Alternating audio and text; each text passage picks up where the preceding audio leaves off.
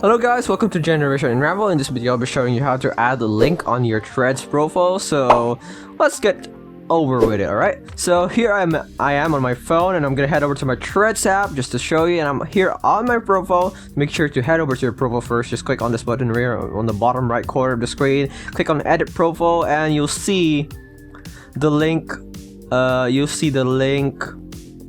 option down here. Click on add link and you can add any link that you want. For example, you can also try an import link from Instagram. Let me try putting down a link over here, YouTube.